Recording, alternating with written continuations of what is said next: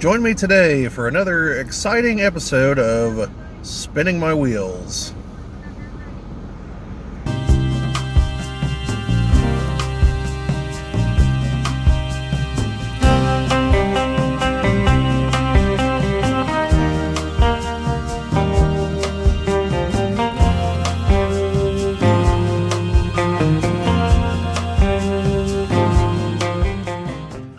Welcome back to those of you who've been here before. Welcome to those of you who are new to the channel. The segment here is typically titled Spinning My Wheels because it's while I'm driving. So I'm both literally and figuratively spinning my wheels. Or so the part of me that thinks that's a witty title wants to believe anyway. So today this is going to be a continuation of the discussion of undead creatures in Dungeons and Dragons, which I've got to think of a better kind of title here because I realize after the recent dust up with Wizards of the Coast that I really should, point out that you can use these things in other games. It doesn't have to be Dungeons and Dragons. Now I'm going to talk about them from typically a 3.5 versus 5th edition and kind of give you an overview of how I would use them in 5th edition. That's kind of where I'm coming from on these. But obviously you could take any one of these and put them into Pathfinder or somehow, Dungeon Crawl Classics. I'm sure most of these creatures have stats for 1st and 2nd edition if you're going to go for one of the OGL type games. Or whatever other system you're using. The key is just to understand their approximate power level and their abilities, then how does that translate into another game. So yeah, I'm probably going to keep calling it D&D something or another because, well, I have to concede that that's what people search for. RPG a little less so, I think. Could actually check that. I probably should check that. I hear that's key to the channel growth is understanding the trends and everything. But anyway, so today we're going to be talking about a lower level yet intelligent undead called a Wight. That's W-I-G-H-T. Now, if you go searching on D&D Beyond, or I think these are in the monster manual, you're going to see, if you search for a Wight, you're going to notice there's also a creature called a Deathlock Wight, and I'm going to explain the difference between the two here in the video. So, a Wight, as I said, is an intelligent undead. In 5th edition, it's a CR3, so, a low-level party can probably fight it. They're not what you would typically call like a mastermind, but they can think and reason for themselves. And they have basically a burning eternal hatred for the living. So typically it's like an armored warrior with a sword.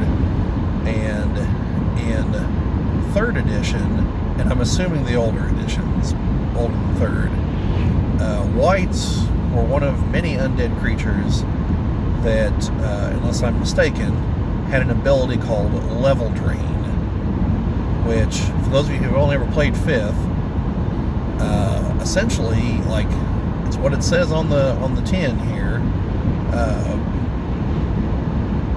Level Drain, if you get hit by the attack, and I'm assuming there was a save, but since I don't have the book right in front of me, it could have been automatic, which would make it even more terrifying.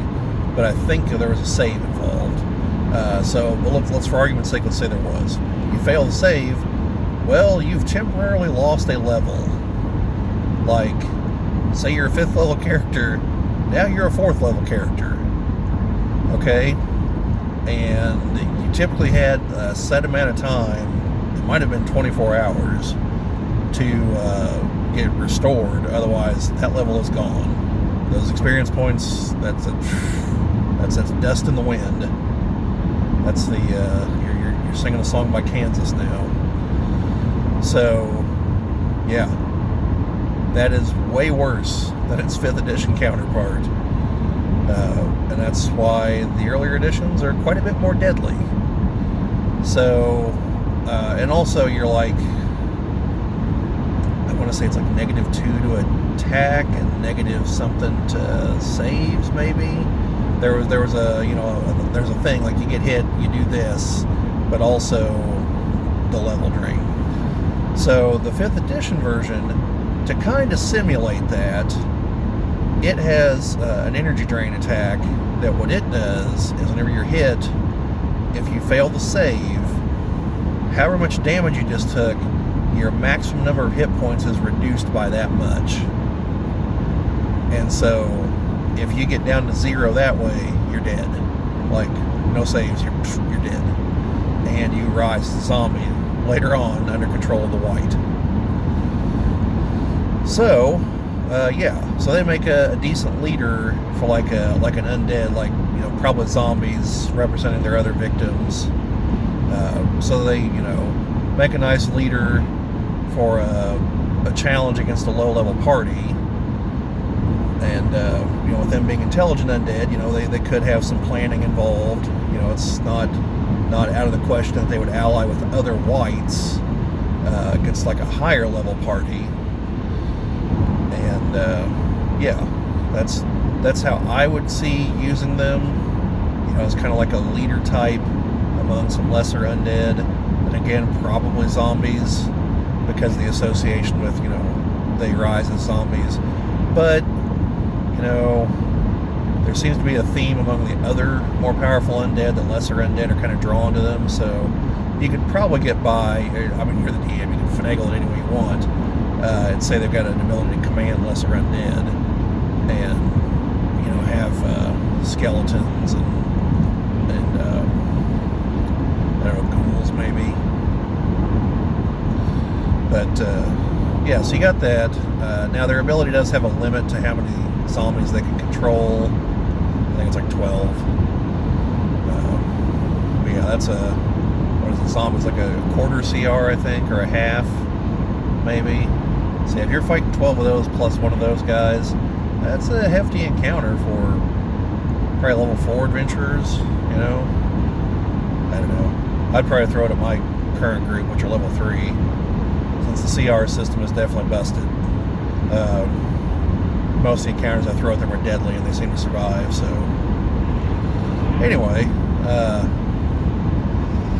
so yeah, so you got that, and that's how I would use them.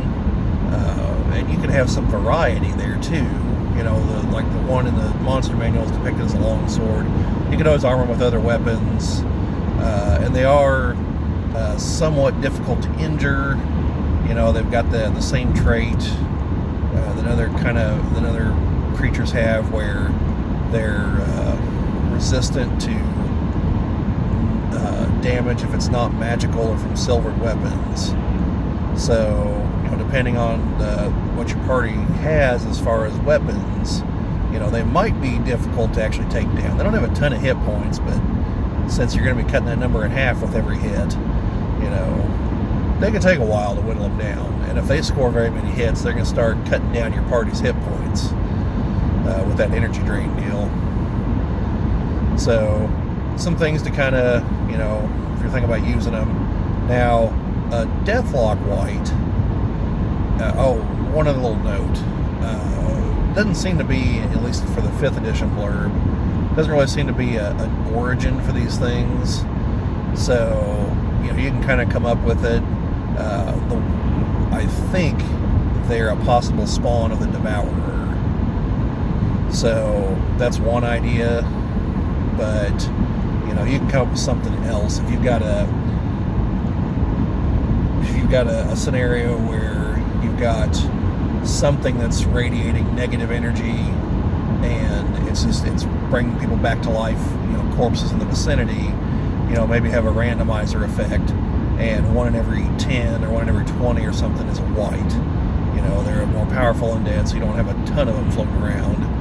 But, you know, something like that is how I'd go with it. You know, or just say that, you know, they're the result of being slain by, you know, a yet more powerful undead that didn't transform them. So, kind of like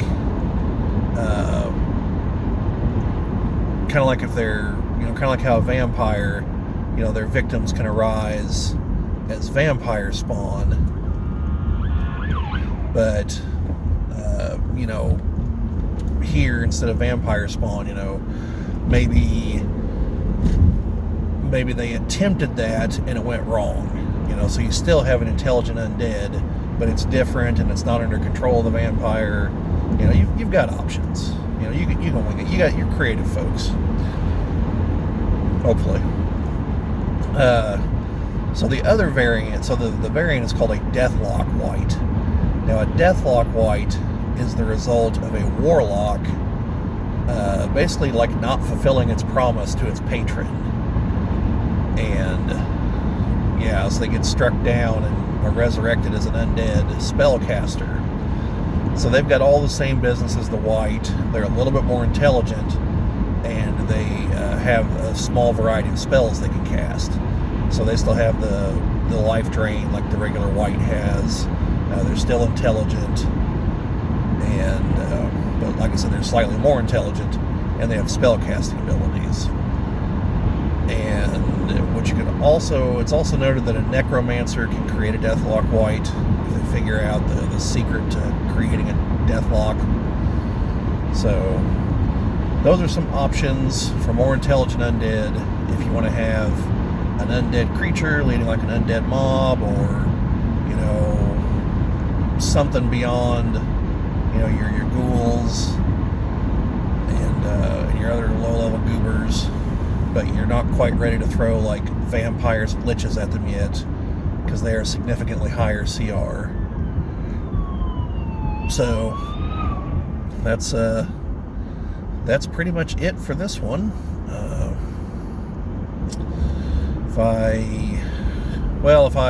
When I check my 3.5 books, if I find radically different material, I'm just going to reshoot the video. So in which case you won't see any of this. But I'm going to assume that's not going to happen. So hopefully you folks got something out of this. If you did, we always appreciate the like and the subscribe, and share it around, and the comments for sure, because we always appreciate the comments, try to respond to them. Definitely have helped us create some of our ideas for some of our videos. And so like I said, we always appreciate those, if nothing else. Or if you didn't like it, let us know, so we can improve. But either way, thank you folks for watching, and have a good one.